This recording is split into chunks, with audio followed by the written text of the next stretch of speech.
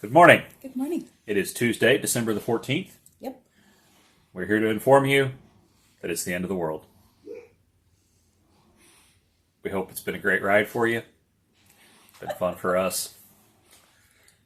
But that's it. At least we'll go out drinking happy juice. Right? That's right. And she's laughing at us, by the way. Do you know that when coffee was first introduced into the Western European world from the African and Arab lands where it was commonly consumed, there were people that were convinced that it was demonic and evil, partly because it was new, partly because it was different, and partly because it came from a different culture.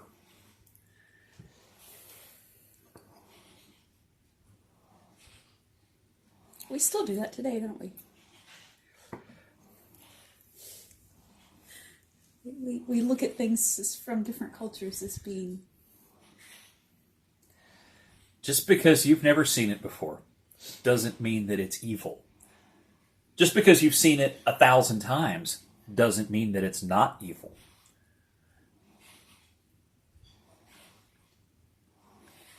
Okay. That's not what we're supposed to talk about today, I don't think, but... I doubt it. I think we're supposed to talk about something Christmassy, maybe. I don't know. But as people who from time to time look at social media, it feels like it's important to go ahead and say straight up, we're supposed to be preparing for a new year and how that differs from resolutions. It's important to say there are certain things from other cultures just that are different. And they're not necessarily even moral in one way or the other. They're just different. So just because you see something different doesn't automatically make it evil or wicked. And also, yes, absolutely correct. There are, with end times imagery in the Bible, there are things that dragons seem to be very similar to. Dragon imagery has been around for a couple thousand years. Just because it finally is big in America doesn't mean that it's the end of all things. Why? Because America is not the be-all and end-all in biblical prophecy. Okay? Best nation on earth. Would not want to live anyplace else without a shadow of a doubt. Wonderful freedoms, wonderful blessings. But y'all,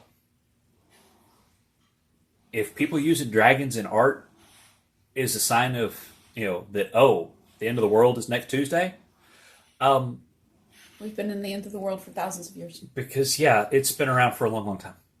Because I think there's some evidence in Chinese culture of BC imagery with, imagery from BC and with dragons. Yes. And stuff. So. And also in the Celtic world, in the British Isles, and other parts of the Celtic world. Y'all, just breathe in, breathe out, and trust me. One important thing, and then we'll get to spiritual matters. Never attribute to a government or worldwide conspiracy anything that could also be the result of just sheer incompetence. Okay? Well, they fumbled they've screwed up the whole economy. It's part of the conspiracy. You really think they had to try to screw that up? I mean, I think they just screwed it up because they're incompetent, not because they're evil. Just bad. They're just bad at it. Anyway, never attribute to strategy that which could be more easily attributed to lethargy or incompetence. Okay? She's still grinning at us. Let's move on because it's going downhill in a hurry. Meet me, O Christ, in this stillness of morning, even as we hear the washing machine sloshing. Move me, O Spirit, to quiet my heart, even as all the things that need to be done today and tomorrow and Thursday and Friday and Saturday and Sunday to start cracking in. Mend me, O Father, from yesterday's harms. The physical ones, the emotional ones, the discouraging ones, the self-inflicted ones. From the discords of yesterday, resurrect my peace. From the discouragements of yesterday, resurrect my hope. From the weariness of yesterday, resurrect my strength. From the doubts of yesterday, resurrect my faith. From the wounds of yesterday, resurrect my love. Let me enter this new day aware of my need and awake to your grace, O Lord. Amen. So, our topic of discussion, preparing for the new year and how that's different from resolutions. Go for it. No, I'm game show hosting here, so I give you the topic. Now you have to... I thought I came up with the topic and wrote it down, and so now you get to... Soon it will be a new year. You should prepare for it. So we tend to let life happen to us. We do. We just go through life, we let it happen to us, and we don't actually... we don't do things intentionally. And I think that one of the things looking into the new year, we talk about making New Year's resolutions and all that, and we all know that's a joke. I mean, that's just, it's a joke that businesses bank on. I mean, they make money in the first 3 months of the year because of resolutions that they know people won't keep. And it's an industry thing, and so this is why the fitness industry, as well as these days the mindfulness and spirituality industry, both physical fitness, yoga labs, whatever, they'll get you signed up the 1st of January on a special, as long as you sign up for auto pay, and as long as you sign up for an X length of time for a year, even when you don't, they'll do it without that. Because the first month you'll do it for free. The first month you'll do it some. The second month you won't do it, but you won't cancel the payment because you're going to get to it. The third month I'm still going to get to it, and by the fourth month you're too embarrassed to call and cancel, and you'll pay for 7 months. I think the industry average is either 7 or 8 months that you'll pay for. So they make money off of it. So what do we do to break out of that? And I think. One of the things that we have to look at is having some intentionality in our actions. What do we want? What do we want to accomplish? Not necessarily how much weight do we want to, what exercise goals do we want? Those are all pie in the sky goals. But what do we want to see ourselves accomplish in the new year? And it could just be, hey, I want to be consistent in this aspect of life, or I want to actually count the number of books that I'm reading, or it doesn't even have to be a major change. Just we need to be attentive and mindful and intentional about what we're looking ahead to do.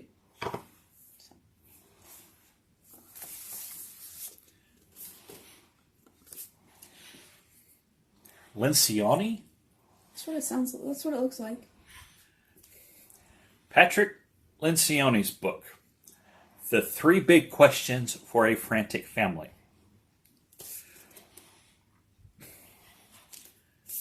If you have a family, whether it is you and your kids, you and your spouse and your kids, you and your cats, you and your dogs. Actually, if it's just you and cats, forget it. The cats will set the agenda, okay?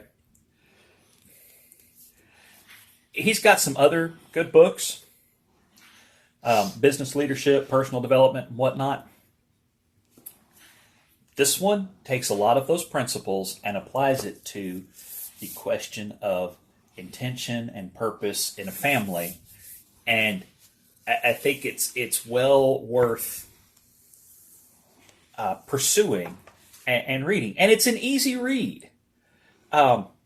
Big print, not enough pictures for me. So I'm really struggling with it because there's just not I like books with dinosaurs, and there's no dinosaurs. There's no dinosaurs. There's no dinosaurs, but it's a very good. It's a very good. It's a very good book, and one of the things he talks about in it and kind of puts before you is this idea of determine your rallying cry. What is it? What's the grid? What's the primary filter that all of your decisions are going to wash through? And it kind of walks through it, but read the book. But it very much dovetails with what Ann is saying about being intentional, having purpose, using those, using that mindset. And so it's not just, resolutions are, well, I'm never going to eat another Twinkie. Well, I mean, that sounds all well and good, and that works until Twinkies are on sale. Or until you're at a thing and there's Twinkies there, and it's like, I hadn't had a Twinkie in ages. Plus, most of our resolutions are framed badly anyway because they're negative habits. It is, I'm not going to do this. Well, that doesn't really work. And I can prove it to you fairly well. Here's what I need you to do. Whatever you do in the next 60 seconds, don't think about elephants, okay? You can think about anything that you want to. You can think about any other mammal. You can think about a reptile. You can think about an amphibian. You can think about an insect. But don't think about pachyderms. Okay? And even as you're picturing the horse, you see it with a trunk. Don't you can think about, jumbo cheeseburgers. You can think about basset hounds with big ears. You can think about Jumbo and her son Dumbo.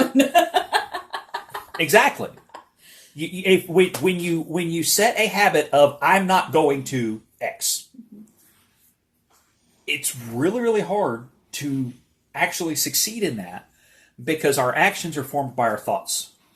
And so when it becomes a I'm not going to do, then to actually back it up and accomplish that, a lot of times you end up with I'm not going to think about. Yeah. But the minute you start not thinking about, weird things will trigger. Basset hounds with big ears. Big ears. You know what's got big ears? Elephants. Oh, look at the little blue mousie that the cat likes to chase. You know what doesn't like to chase little blue mousies? Elephants. You know what was running through my head the other day? Under the Sea, which is a song from a Disney movie. You know what else was a Disney movie? Dumbo. You see how, and Dumbo's about elephants. I was watching Shrek and I saw a donkey fly, but I've never seen an elephant fly. Boom. There, it's just, it just keeps coming. So you want to instead set goals that are, I want to accomplish X, or I want this, instead of I'm not going to eat any more Twinkies again, ever. Which was easy when the Twinkie recipe had changed. I don't know what they were using to make them, but it was terrible. Yeah. And so we were all thinking, our childhood love of Twinkies was really misfounded and, ungrounded, and these are bad. And then they went away, and then they got brought back, and they tasted like they used to taste. And now it's just impossible. Yep. If they're in the house, you want a Twinkie. Yep. I don't know, those 4 mint chocolate Twinkies that are up there. We've been good. We've honestly, I forgot that box was open.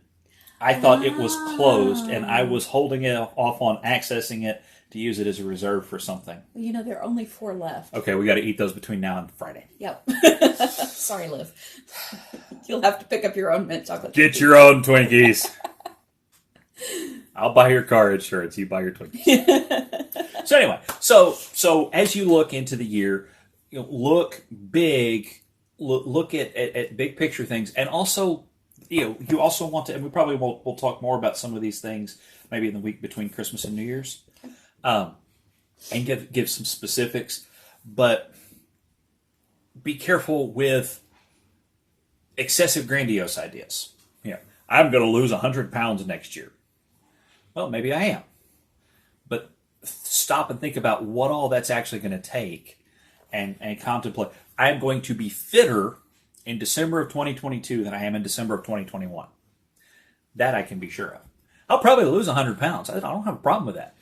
Losing weight has never been my problem. Finding weight has never been a problem for me. I lose it, I find it. I have never had a problem. I'll lose 3 pounds from Monday to Wednesday and find 4 from Thursday to Sunday. It's not that hard. But don't think of elephants. I know when you look at me, elephant. But so those kind of things. Go ahead. And if you want a goal setting thing, my boss has set up this. My boss loves acronyms, and so she's created an acronym that kind of helps walk through goals. And I've always struggled with goals. They seem too theoretical and abstract. And so I remember one time just looking at her and going, what does that even mean? And so she was like, well, it means this. No, that doesn't make sense to me. Well, it means that. No, that doesn't make sense to me. And so I don't know if she realizes, but every little conversation I challenged her. I was like, that didn't make any sense. That didn't make any sense. Well, she finally hit on something that made sense to me. And so it's now her Achieve system. And anyway, so if you go to wellplannedgal.com and look at the new set of planners, 2022, 2023 planners they're on special pre-sale right now, but they'll go on public sale January 1st. And they're school year planners, but there's one, if you're a woman who just needs a planner, you don't have to be a homeschooler, but there's one called On the Go, and it has the whole system in it. And it really does help. So I think I can set goals now. Awesome. Because she figured it out. That's cool. So, and she wasn't necessarily intending to figure it out for my brain. That wasn't the goal, but she figured it out. She figured out something that works for me. So anyway, wellplannedgal.com, the latest planners, they run July through June. So I might need to look at that. I can show it to you. Okay. What's funny about that is that the essence of this book is that you have a couple, and the husband is in the business consulting line of things, and the wife is just frustrated with the franticness of the family, and so she gets the husband's business partner to walk her through. This is how we do. This is what we tell companies, and so she then processes through how to adjust that for the family. So here we are going, hey, the company you work for, I need the info from your company. I knew that stuff. So why don't you read that? Well, that and that. So. Okay. Luke 2, 4 through something. 12.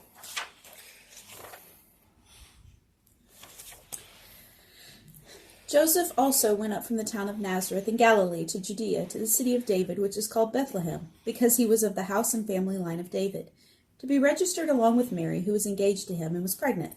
While they were there, the time came for her to give birth. Then she gave birth to her firstborn son, and she wrapped him tightly in cloth and laid him in a manger, because there was no guest room available for him. In the same region, shepherds were staying out in the fields and keeping watch at night over their flock. Then an angel of the Lord stood before them, and the glory of the Lord shone around them, and they were terrified. But the angel said to them, "Don't be afraid, for look, I proclaim to you good news of great joy that will be for all people.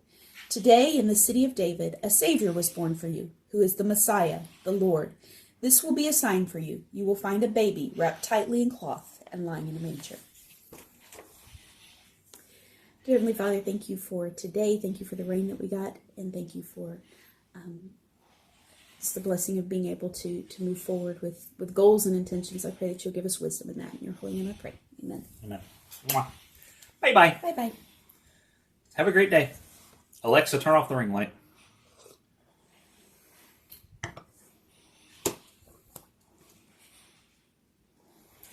Irrefutable prophecies that point us to Jesus.